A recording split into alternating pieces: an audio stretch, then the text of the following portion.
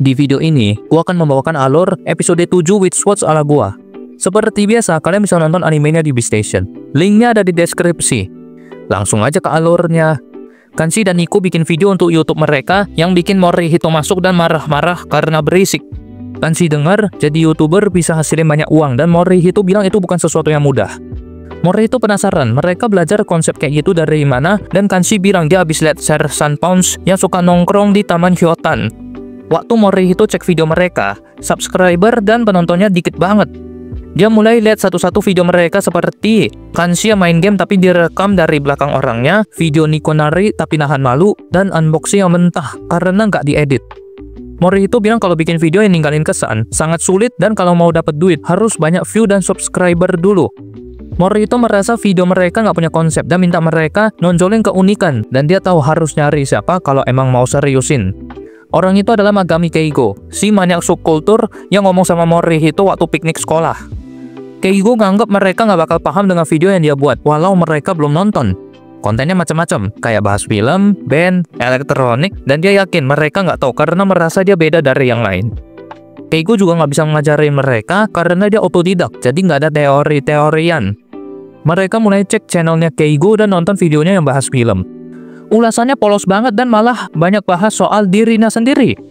Abis lihat videonya Keigo, Kanshi merasa videonya membosankan dan Morihito nganggep kayak video orang yang cari validasi, tapi kualitasnya masih di atas videonya Kanshi dan Nico. Morihito pengen Keigo ngajarin mereka dan dia nyebutin yang penting kayak thumbnail, editing, opening, dan musik latar.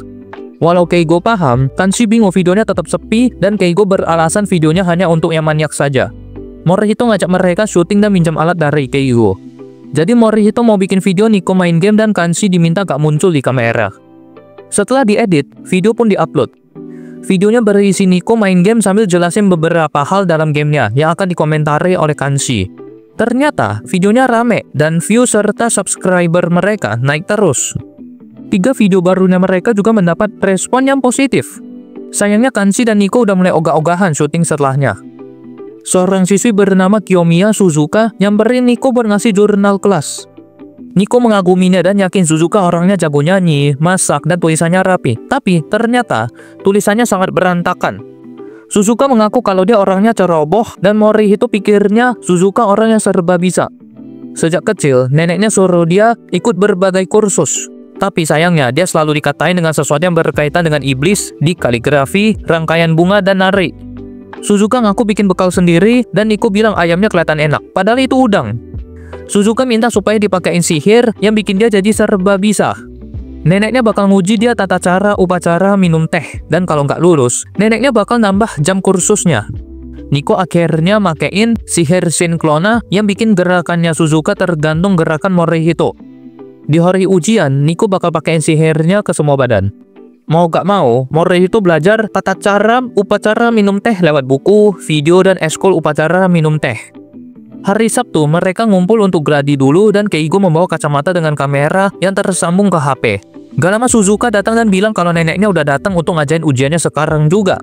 Neneknya bilang kalau dia gagal, dia mempermalukan keluarganya Kiyomiya. Mulutnya juga sinkron, jadi ucapan Morihito juga terucap oleh Suzuka. Neneknya bilang Suzuka ceroboh dan jadinya segala ucapan neneknya dijawab iya nenek oleh Morihito. Upacara dimulai dan diawali dengan buka pintu. Karena nggak bisa buka pintunya, neneknya mulai panik dan tiba-tiba terbuka dalam satu dorongan. Setelah naruh kipas, orangnya akan maju dengan badan sedikit ngapung, tapi malah jadi kayak mainan katak. Waktu penerimaan kue, awalnya udah lancar dengan hormat, terima piring, ambil kertas lipat dan naruh kuenya. Kanshi naruh cookies sebagai simbol kuenya, dan karena kunyahnya kecepatan, makanannya tersembur dari mulutnya Suzuka.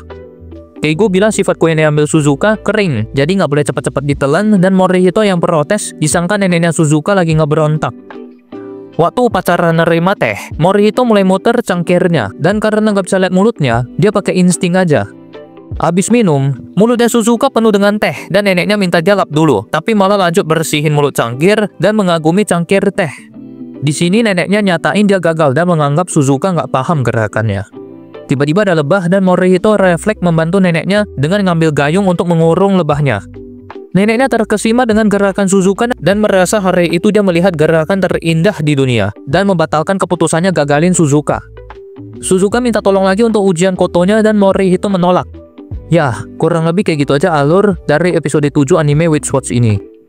Mohon maaf apabila ada kesalahan dalam alur. Terima kasih sudah menonton sampai habis dan sampai jumpa di video berikutnya.